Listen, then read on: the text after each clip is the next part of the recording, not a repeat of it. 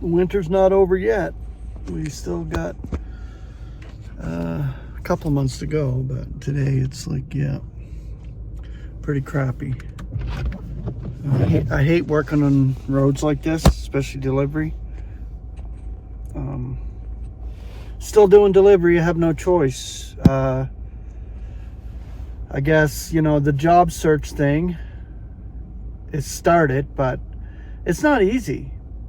I mean, the way they go through the job process and interview process and everything these days, it's just insane.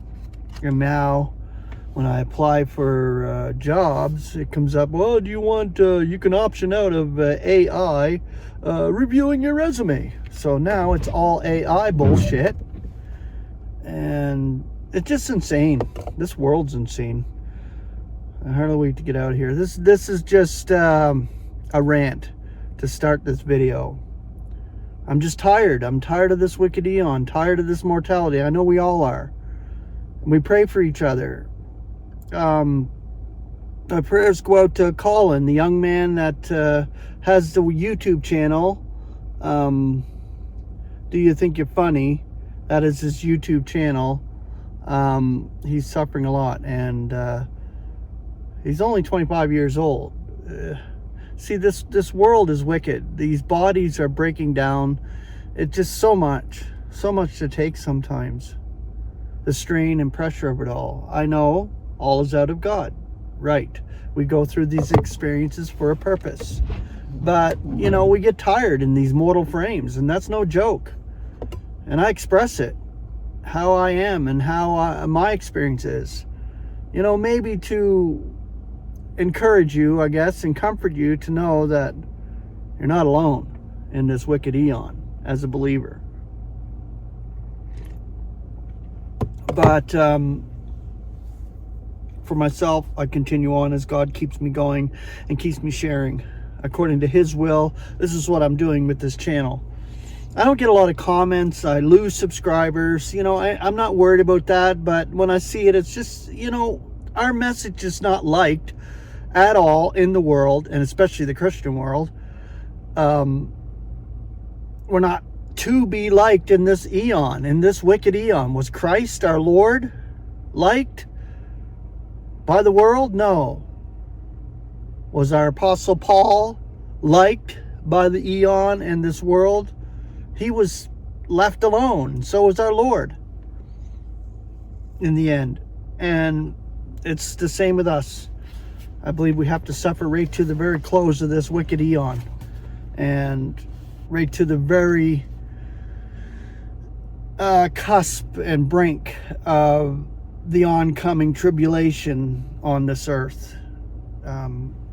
Not so much the end of this eon. We'll be snatched out before the end of this particular eon.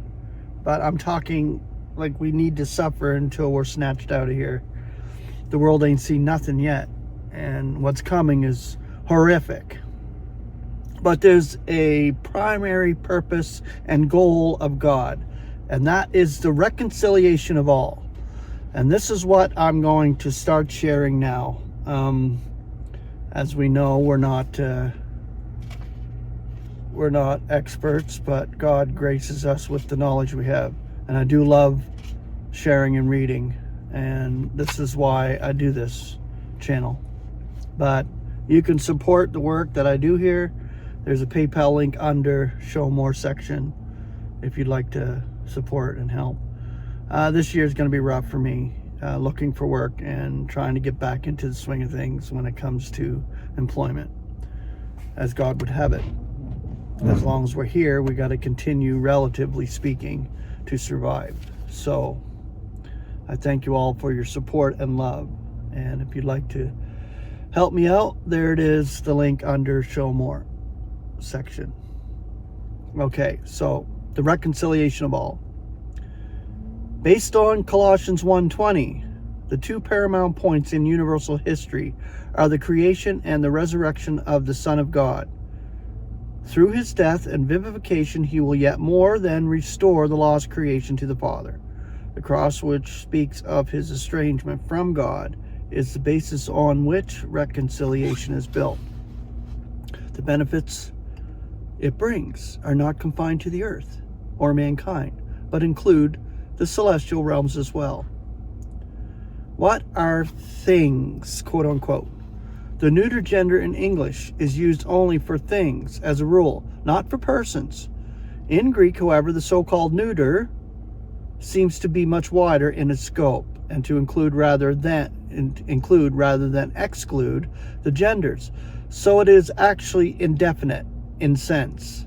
In this passage, Colossians 1:16 through 20, it is of considerable importance to be clear on this point.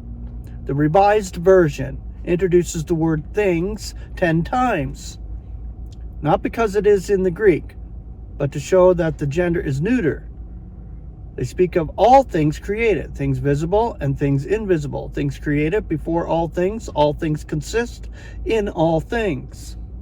Preeminence, reconcile all things, things on earth, things in the heavens.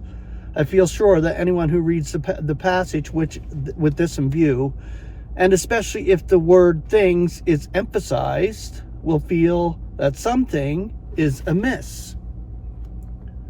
The more the passage is studied, the more it seems evident that not things, but persons are intended. These things are in the heavens and on the earth. Hence, they cannot refer to the material creation as a whole.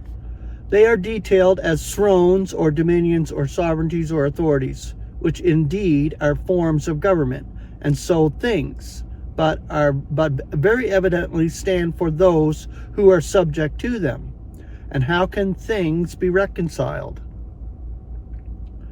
Or the Colossians chapter 1, verses 21, among the things. The introduction of this word, it seems to us, though warranted by the grammars, has thrown a veil over the whole passage and made it unintelligible to some extent. One cannot help but admire the consistency of the revisers in this particular, when in Galatians 3:22 they translate, "Howbeit the scripture hath shut up all things under sin, that the promise of faith of Jesus that the promise by faith of Jesus Christ might be given to them that believe." In John chapter 6 verse 37, they yielded to the context instead of following their usual rule of translating. Everything, P-A-N, they compromise with all that which the Father giveth them, or giveth me, shall come unto me, and him that cometh to me I will no wise cast out. These two passages should suffice to show that things is an unfortunate rendering of this Greek form in some cases, and that it may be used of both genders, or without reference to any gender. Peace through the cross. Enmity has come in through the entrance of death and sin. All of mankind without exception are estranged from God. It is more than likely that this discord has affected the whole creation in varying degrees. To make peace between God and his unfriendly creatures is the greatest of all achievements. In this world of strife and contention, the role of peacemaker is a difficult and discouraging one. For the most trivial causes, enmity arises between man and man, section and section, country and country.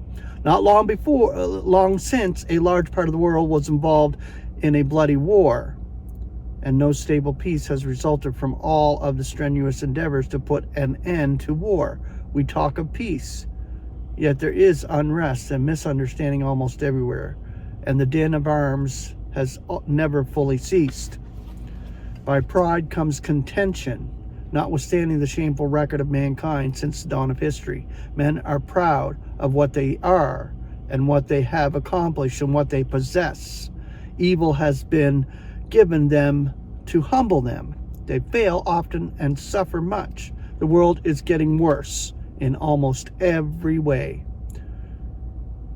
Except mere material comfort, man's inhumanity to man cries to high heaven for redress, and man's offensive attitude to the deity is unpardonable.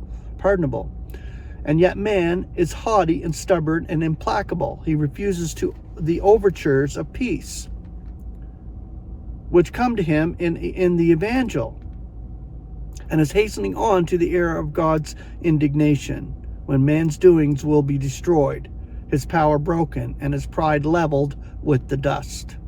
But even after 1,000 years of peace, his heart remains the same. Satan, loosed out of his jail, will find the same enmity, the same readiness to rise against God and his people as before. The experience of good does not bring permanent peace. It is through evil that peace must come. Though Christ himself, the Prince of Peace, has ruled man for a millennium, this is the next 1,000 years, that has not turned his heart in unison with God. He does not make peace by his power or by his glorious government.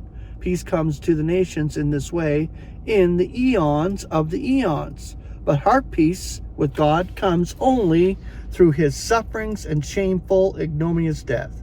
The cross, the inglorious and disgraceful, and the infamous and opprobrious, the outrageous stake, the most disreputable death that man can devise, where weakness and shame combine to dishonor the high and holy Son of God. Here is where peace was made for all who are estranged, where the world was conciliated to God, which God is conciliated to the world now, to this very day. With this as a basis, the Son will reconcile all God's enemies with him when the eons have run their course. In the cross, we see the utter worthlessness of man, as well as the supreme exhibition of the love of God. Reconciliation is effected by the revelation of God's love in the deepest display of human hate.